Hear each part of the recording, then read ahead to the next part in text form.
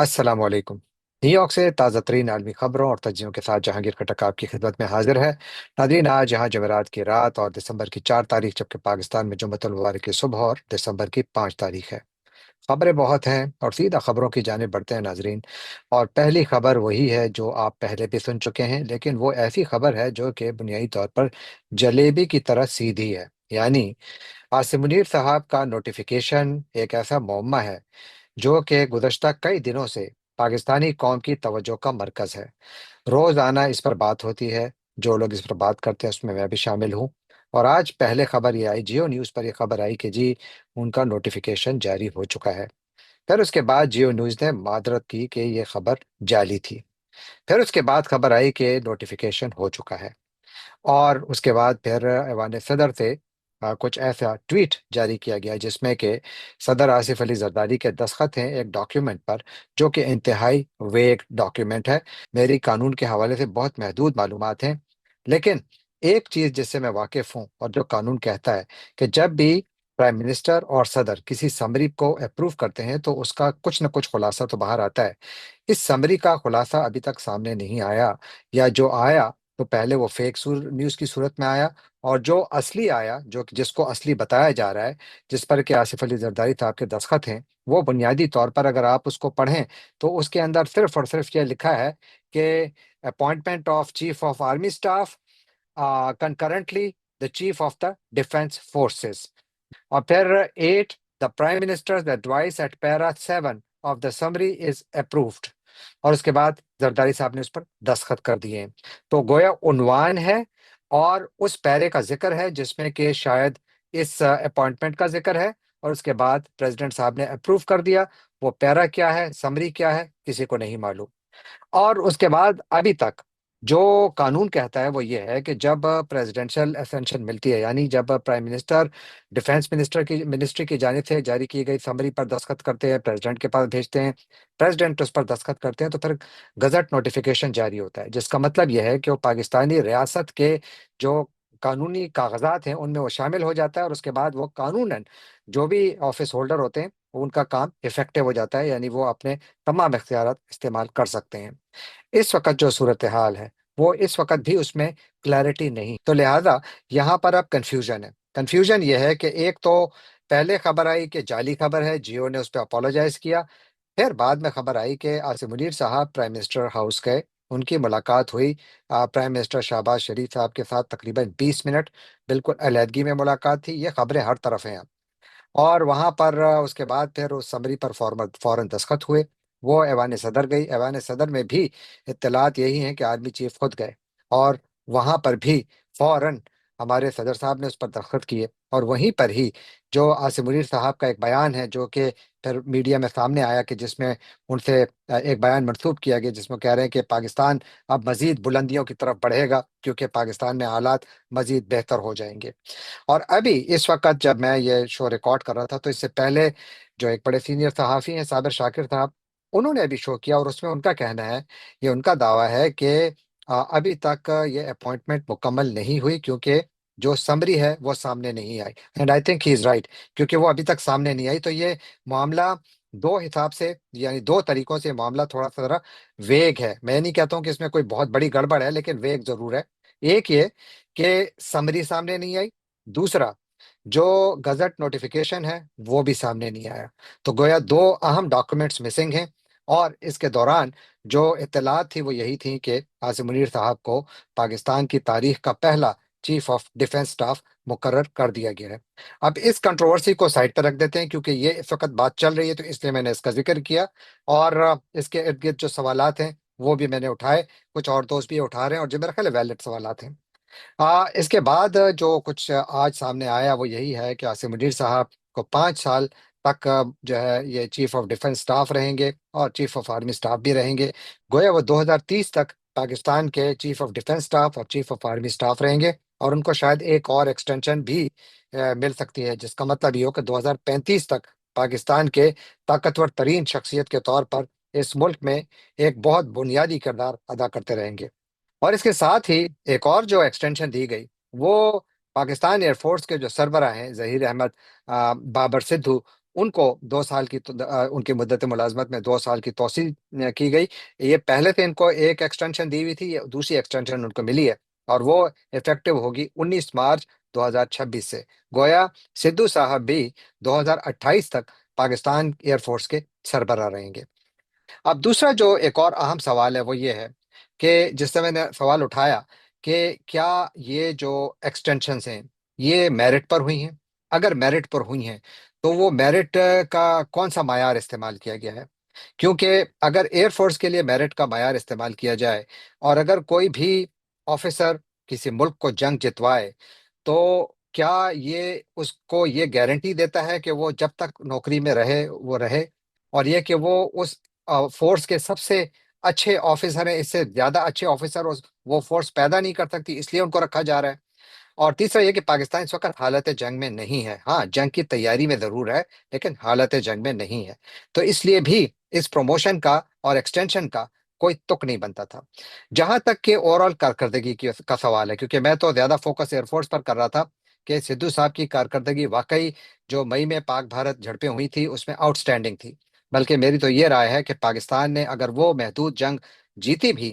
تو وہ سدھو صاحب کی وجہ سے جیتی تھی، کیونکہ واقعی وہ ان کی پرفارمنس آؤٹ سٹینڈنگ تھی۔ لیکن پھر بھی میری یہ رائے ہے کہ ان کو ایکسٹینشن نہیں ملنی چاہیے تھی، بلکہ ان کو ایکسٹینشن ایکسیپٹ نہیں کرنی چاہیے تھی۔ انہوں نے اتنی عزت کمائی ہے، اتنا نام کمایا ہے اس ایکسٹینشن کے ذریعے، نہ صرف یہ کہ وہ اپنے آپ کو خود غیر ضروری طور پر کنٹروورسی میں ڈال رہے ہیں، بلکہ ساتھ ہی اپنی اس ایئر فورس کے بہت اچھے ذہنوں کو پیچھے چھوڑ رہے ہیں جن کا چانس تھا اور جن کا حق بنتا تھا کہ وہ یہ جگہ لیتے، اس پوزیشن میں آتے۔ تو ایک تو یہ،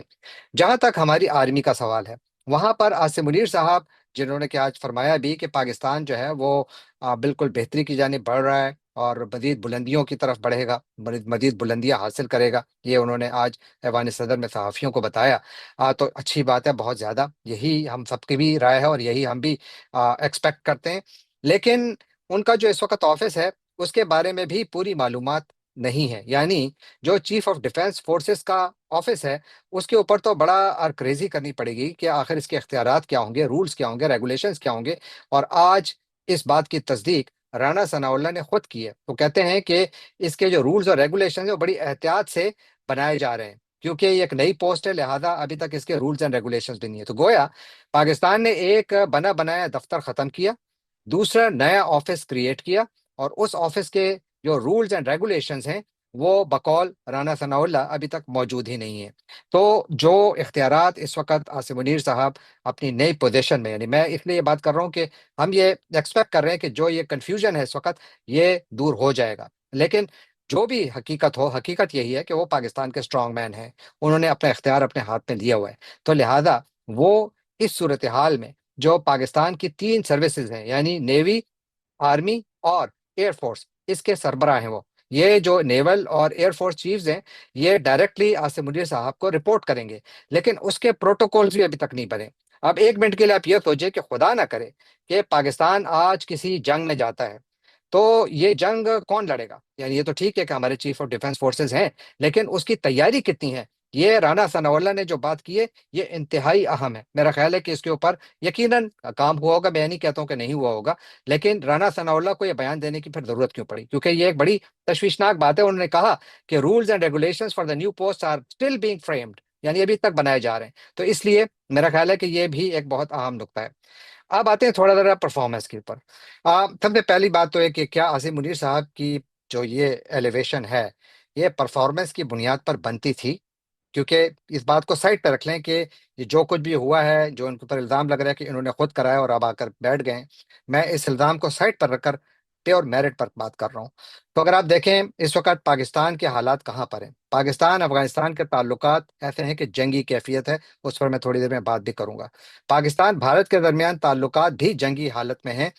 پاکستان اور ایران کے تعلقات اچھے ہیں، بالکل برے نہیں ہیں، اچھے تعلقات ہیں اس وقت۔ پاکستان چین کے تعلقات بھی جنرلی ٹھیک ہیں، ہاں اتنی اطلاعات ضرور ہیں کہ چین میں پاکستان کی جانب سے حالیہ جو کچھ پوزیشننگ کی گئی ہے اسپیشلی امریکہ کے ساتھ تعلقات میں، تو شاید کہیں تشویش ہو، لیکن جنرلی ٹھیک ہے تعلقات۔ اور پھر یہ اپوائنٹمنٹ ایک ایسے وقت آ رہی ہے کہ پاکستان غزہ اپنی فورسز بھیجنے کی تیاری کر رہا ہے، اعلان کر چکا ہے۔ اور ساتھ یہ کہ پاکستان اور امریکہ کے درمیان تعلقات میرا خیال ہے کہ حالیہ سالوں میں ایک سب سے اچھے دور سے گزر رہے ہیں، دونوں ملکوں کے درمیان بہترین تعلقات ہیں۔ پاکستان کے عرب ممالک کے ساتھ جنرلی تعلقات جو ہیں وہ برے نہیں ہیں، اچھے ہیں۔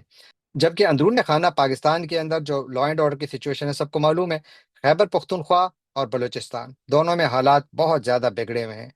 آج جو اسلام آباد بیسڈ ایک تھنک ٹینک ہے، centre for research and security studies, ان کے اعداد و شمار سامنے آئے ہیں۔ وہ کہتے ہیں 2025 میں پاکستان میں جو ٹیررزم کے انسیڈنٹس ہیں ان میں 25% اضافہ ہوا ہے 2025 میں، جن میں سے کہ تقریباً 3187 لوگوں نے اپنی جانیں گنوائی، وہ شہید ہوئے بیچ میں۔ اور ان میں سے جتنی بھی شہادتیں ہوئیں ان میں اکثریت جو ہے وہ بلوچستان اور خیبر پختونخوا میں ہے۔ جبکہ 2024 میں ٹیرر ریلیٹڈ وائلنس جو تھا اس میں تقریباً 2546 لوگوں نے جان گنوائی تھی، اور 1981 لوگ جو ہیں وہ زخمی ہوئے تھے بیچ میں۔ کون لیڈر تھے؟ عاصم منیر صاحب۔ کیا ان کے اوپر ذمہ داری آتی ہے؟ میرا خیال ہے بالکل آتی ہے، کیونکہ وہ کمان کر رہے ہیں۔ اور ساتھ ہی پھر چونکہ عاصم منیر صاحب ہی کا جو اوور آل انفلوئنس ہے ہماری گورننس پر وہ بہت زیادہ اوور ویلمنگ ہے، یعنی ایس آئی ایف سی کے نام سے ادارہ بنایا گیا، وہ ساری فوج چلا رہی ہے۔ اور ایس آئی ایف سی جب بنایا جا رہا تھا تو اس وقت کہا گیا تھا کہ پاکستان کے اندر بھاری سرمایہ کاری ہوگی۔ جو اعداد و شمار بتا رہے ہیں وہ یہ ہیں کہ پاکستان میں گزشتہ کئی دہائیوں میں اس وقت جو فورن ڈائریکٹ انویسٹمنٹ ہے اس کی شرح کم ترین ہے، نہ ہونے کے برابر ہے، بلکہ پاکستان سے فلائٹ آف کیپٹل ہو رہا ہے۔ پھر ساتھ ہی آئی ایم ایف کی جانب سے لاسٹ منتھ یعنی نومبر کے مہینے میں ایک بڑی ڈیمنگ رپورٹ آئی، جس میں کہا گیا کہ پاکستان میں کرپشن اتنی زیادہ ہے کہ اگر اس کرپشن پر قابو پا لیا جائے تو پاکستان کی جو اکانومی کی شرح نمو ہے وہ 5 سالوں میں 6.5% تک پہنچ سکتی ہے، یعنی کہ اور اب اس وقت کہاں ہے؟ 2.5% سے تھوڑی اوپر۔ تو آپ کرپشن کا اندازہ لگائیے، اتنا زیادہ۔ اور اس وقت وہاں پر جو پاکستان کی اوور آل گورننس کا سٹرکچر ہے اس پر سب سے زیادہ انفلوئنس کن کا ہے؟ اور ہمارے ہاں تو اس وقت ان یونیفارم جنرلز جو ہیں بڑے اہم اداروں میں بیٹھے ہوئے ہیں۔ تو یہاں پر اس کے جو اوور آل اکنامک سچویشن ہے اس کا حال بھی ایسا ہی ہے۔ ہم نے گرین فارمنگ کا ذکر کیا، پھر نہروں کا ذکر آیا، اور اس کے بعد پھر وہ بھی ہوا میں اڑ گیا۔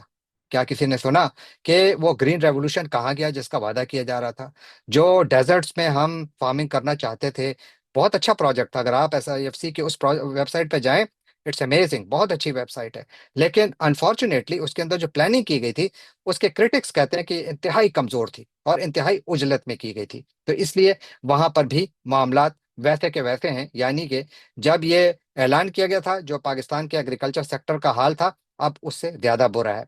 پولیٹیکل انسٹیبلٹی دیکھیے، گزشتہ 1 سال کے دوران پاکستان میں پولیٹیکل انسٹیبلٹی اتنی زیادہ بڑھی ہے کہ اس کا بھی سارا کا سارا الزام جو ہے وہ جو اسٹیٹ انسٹیٹیوشنز ہیں ان پر آ رہا ہے، چاہے وہ انوالوڈ ہوں یا نہ ہوں، باوجود اس کے کہ جو D G I S P R ہیں وہ بار بار اس بات سے انکار کرتے رہے ہیں کہ فوج کا سیاست سے کوئی تعلق نہیں ہے، اور اس کو ہمیں اپریشیٹ بھی کرنا چاہیے۔ لیکن جہاں پر ہم جیسے لوگوں کا اعتراض اٹھتا ہے وہ یہاں اٹھتا ہے کہ جب وہ خود سیاسی بیانات دیتے ہیں تو یہ بھی ہم نے 1 سال، میں 1 سال کی بات کر رہا ہوں، کارکردگی کی بنیاد پر اگر آپ صرف 1 سال کے بات کریں، اور اگر آپ ٹوٹل ٹینیور کی بات کریں تو پھر آپ خود ہی فیصلہ کریں کہ کیا یہ پروموشن بنتی ہے،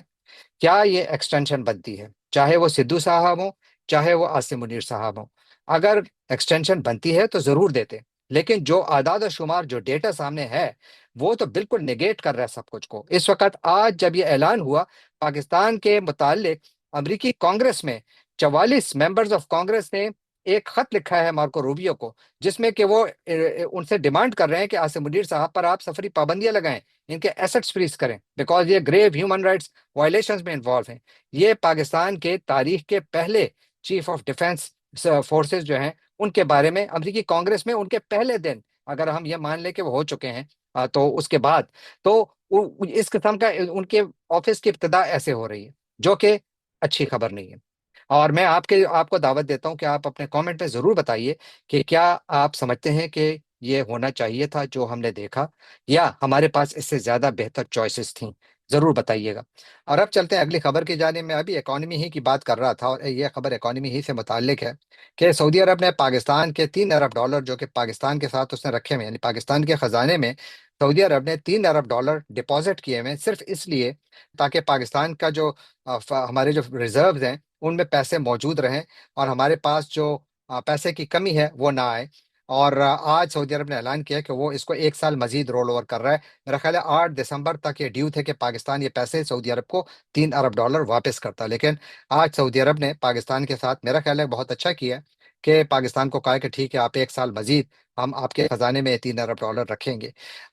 لیکن یاد رکھیے کہ یہ مفت میں سعودی عرب نہیں رکھ رہا۔ سعودی عرب اس پر 3.8% تک انٹرسٹ چارج کرتا ہے، تو پاکستان اس پر انٹرسٹ دے رہا ہے صرف لیکوڈیٹی کرنچ، یعنی پیسے کی جو ڈالر کی موجودگی ہے اس کو انشور کرنے کے لیے کہ ہمارے خزانے میں ڈالر موجود ہیں، اور یہ ارینجمنٹ 2021 سے جاری ہے، اور یہ ایک اور دلیل ہے، ثبوت ہے اس بات کا کہ پاکستان کی اکانومی کہاں کھڑی ہے۔ چلتے ہیں ایک اور خبر کی جانب جو امریکہ سے ہے، اور امریکہ میں حکومت نے ایک بہت بڑا اعلان کیا ہے۔ ٹرمپ حکومت نے اعلان کیا ہے کہ ایسے لوگ جو کہ امریکہ میں ورک پرمٹ پر کام کرتے ہیں، یاد رکھیے کہ جو لوگ امریکہ آتے ہیں تو ان کو عموماً 5 سال کا ورک پرمٹ ملتا ہے، یعنی جو پرمٹ ان کو ملتا ہے، یعنی جو لوگ یہاں پر آئے ہوئے ہیں مہاجر کے طور پر، تو ان کو ورک پرمٹ مل جاتا ہے اور وہ اس پر لیگلی کام کر سکتے ہیں۔ تو وہ اس کا جو ڈیوریشن تھی وہ 5 سال تھی، اب اس کو کم کر کے 18 مہینے کیا جا رہا ہے۔ جو USCIS ہے، US customs and immigration services, ان کا کہنا ہے کہ یہ اس لیے کیا جا رہا ہے تاکہ وہ لوگ جن کو کہ امریکہ نے ورک پرمٹ دیے ہوئے ہیں ان کے کاغذات کی جانچ پڑتال زیادہ فریکوینٹلی کی جا سکے، تاکہ بہت سارے لوگ جو کہ یہاں پر غیر قانونی طور پر مقیم ہیں ان کو بھی ہٹایا جا سکے، اور ایسے لوگ جو کہ امریکہ کو مطلوب ہیں یا امریکہ سمجھتا ہے کہ ان کو امریکہ میں نہیں ہونا چاہیے ان کو بھی یہاں سے نکالا جائے۔ یہ بائیڈن کے دور میں یہ پالیسی آئی تھی کہ اس کو 5 سال کر دیا گیا تھا، لیکن اب اس کو کم کر کے 18 ماہ کر دیا گیا، اور یہ ایسے امیگرینٹس کے لیے بہت بری خبر ہے جن کے کیسز مختلف سٹیجز میں ہیں اور مختلف کیٹیگریز میں ہیں، ان کے لیے کافی مسئلہ بن سکتا ہے، جو کہ یہاں پر جو ورک پرمٹ ہے اس کی بنیاد پر کام کر رہے ہیں، ان کے لیے بہت بری خبر ہے۔ اور یہاں پر جو امپلائرز ہیں وہ لوگ جو کہ یہاں پر لوگوں کو نوکریاں دیتے ہیں، چاہے وہ فارمنگ سیکٹرز میں ہو یا کسی اور میں، اب ان کے لیے بھی کافی مسائل ہوں گے، کیونکہ یہاں پر خوف ہے کہ شاید لیبر شارٹیجز بھی ہوں۔ اس کی جو یہ پالیسی شفٹ آئی ہے اس کی ایک بڑی وجہ جو افغان نژاد رحمان اللہ تھا، جس نے کہ امریکی نیشنل گارڈز کے ٹروپس پر حملہ کیا تھا واشنگٹن DC میں، اور ان میں ایک جو نیشنل گارڈ کی فوجی تھیں وہ بیچ میں فوت ہو گئی تھی، تو اس کے بعد یہ پالیسی میں تبدیلی آئی ہے۔ ایک اور بڑی خبر جو کہ میرا خیال ہے کہ افغانستان کے حوالے سے ہے، آج جو روس کے صدر ہیں ولادیمیر پوٹن، وہ پہنچے ہیں بھارت، 4 روز دورے پر پہنچے ہیں، ان کا بہت پرتپاک استقبال کیا گیا ہے۔ پرائم منسٹر نریندر مودی خود ایئرپورٹ پہنچے ان کا استقبال کرنے کے لیے، اور اس کے بعد ان کے کافی ویڈیوز وغیرہ آئیں جہاں پر کہ ان کا ایکسیپشنلی وارم ویلکم دیا جا رہا ہے، بہت کرم جوشی سے ان کا استقبال کیا جا رہا ہے۔ آج وہاں پر ولادیمیر پوٹن نے ایک ٹی وی انٹرویو دیا، اور وہاں پر انہوں نے ایک بہت اہم بیان دیا افغانستان کے حوالے سے۔ انہوں نے کیا کہا یہ سنتے ہیں۔ But the Taliban clearly controls the situation in Afghanistan, and this is evident. Here's what needs to be said first, and you have to accept it because it's reality.